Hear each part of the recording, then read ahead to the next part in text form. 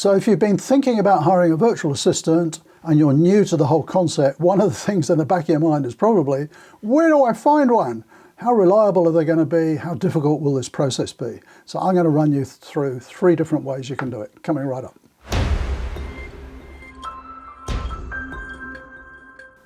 So welcome to the channel. My name's Rob. I've been working with virtual assistants now since about 2012.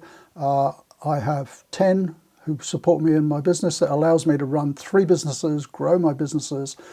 I just wish I'd come across the concept earlier. So this channel is all about sort of exposing you to the opportunities, I guess, of working with virtual assistants and some of the tips on how to find them, manage them, and so on. So let's get into the particular sort of ways that you might source your virtual assistant and some of the pros and cons.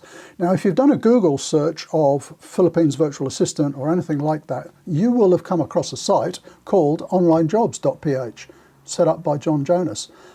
He's been doing it a long time. I remember when I got into using virtual assistants first, John was around then. Vast amount of experience.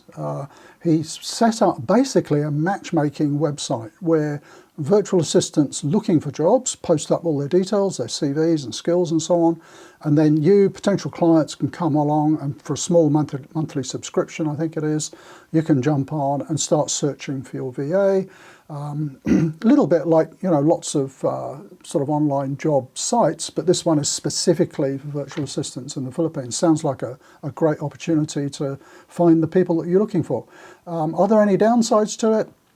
I don't think so, really. I mean, John explains it on the site. You're dealing with the VA directly, and so all the sort of salary negotiation and terms and working hours and things like that are up to you. You work that out with the VA. I suppose if there's only one downside, and it's not related to this site, but related to working with home-based VAs, independent VAs, and I've done that myself in the early days, it can be a little bit harder to manage them and to build that working relationship because you're not quite sure what they're up to and are they actually in their home office and what are they doing and things like that. But you can work through all of that.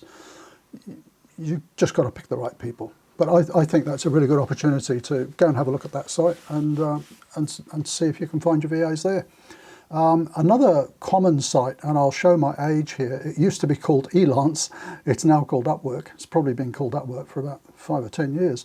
But that's sort of a similar thing in a way, but it's where clients can look for contractors to do things. So you probably come across Fiverr, which is very much, the sort of gig economy. I want someone to design this logo, I want this, I want that, and they'll do it, $10, $20, whatever.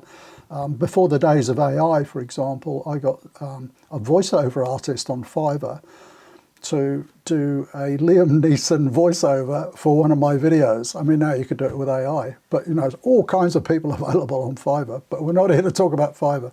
Upwork is a really good site if you want to find highly qualified contractors to do specific tasks. I've used that a lot over the years. I used to use it a lot before I had my own VA team, doing things like, professional editing of my books, that sort of highly technical stuff. And again, you can post your job, the specification that you want. You're going to get a lot of people coming through. So you've got to go through that sort of selection process again, culling out, trying to work out your shortlist, doing interviews and so on. But it can be a very good source of talented contractors. I've actually hired a couple of people there who've worked on and off for me for over 10 years. Been really good. But it tends to be sort of gig-based. So if you take the editor, professional editing, it'll be, every month or two, there'll be, oh, can you edit this, Harry? Can you do this one? So another good source. Would you go there for, a full-time virtual assistant? No, it's more sort of individual projects. And then, so you've got the sort of independent work from home type VAs, and onlinejobs.ph is a really good place to go for that. At the other extreme, then you've got the VA agencies. And also known as business process outsourcing centres. So at one end of the scale, these are the big call centres, for the telecom companies, those sort of things. Huge number of those based in the Philippines. So those are those bigger ones are generally referred to as business process outsourcing centres. But we'll talk about VA agencies because that's the sort of track that I've gone down over the last few years. So what's a VA agency like? So a VA agency, in the case of Virtual Done Well, let me say right up front that I own a VA agency. Let's get that out of the way. Because I was so enamoured with the whole virtual assistant sort of concept in the early days, and I dealt with a VA agency that I wasn't very happy with, and they were a bit dodgy, to be honest. And so I thought, I can do this better. I'm going to set up my own, and that's what I did.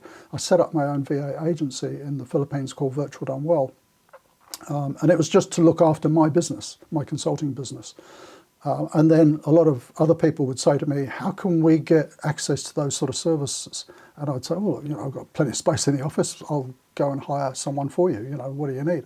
And it grew from there. So now Virtual Done Well not only supports my own consulting business, but it supports a lot of other entrepreneurs.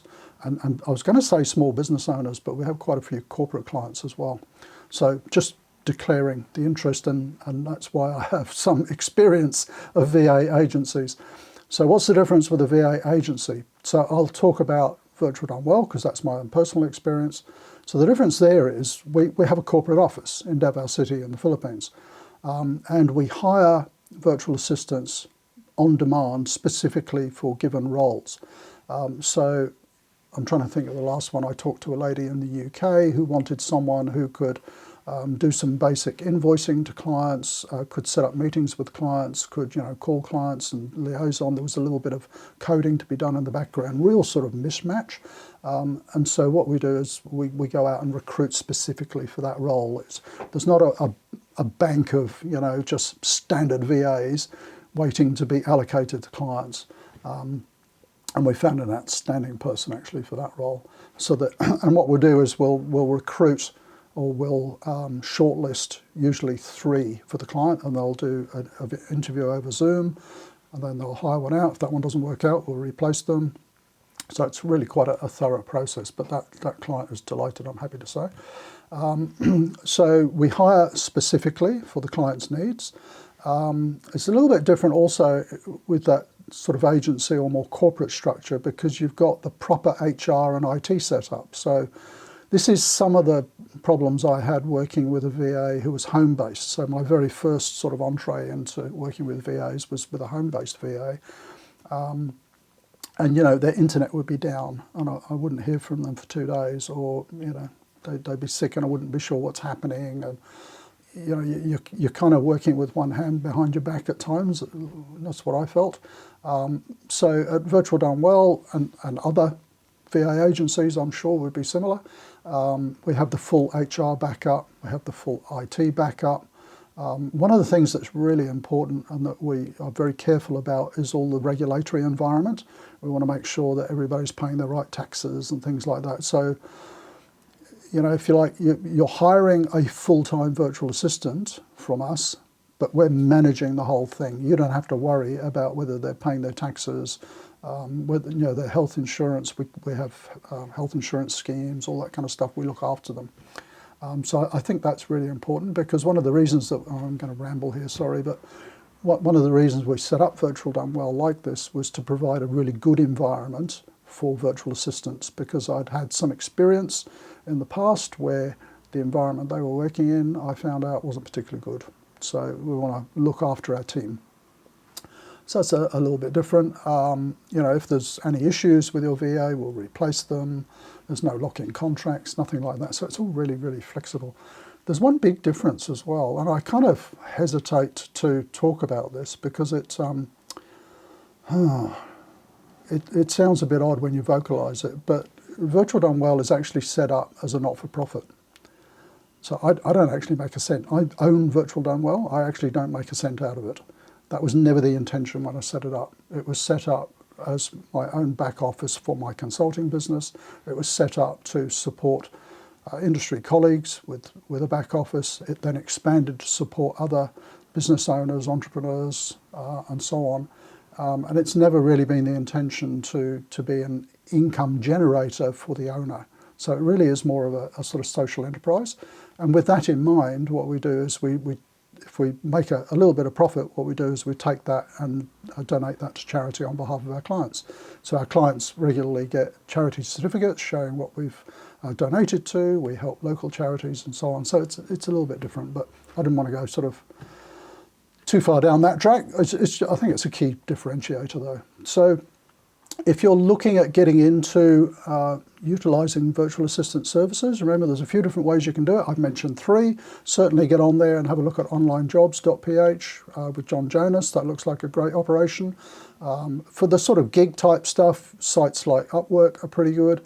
But then if you want a more corporate service, I hesitate to say more reliable, but it tends to be, then look at VA agencies, and I'd invite you to have a look at Virtual Done Well. I'll put some links down below. And if you have any questions related to utilising virtual assistants at all, please ask. I answer all the questions myself. But thanks for watching, and hopefully that's given you a few thoughts and a few avenues to go and investigate. Bye for now.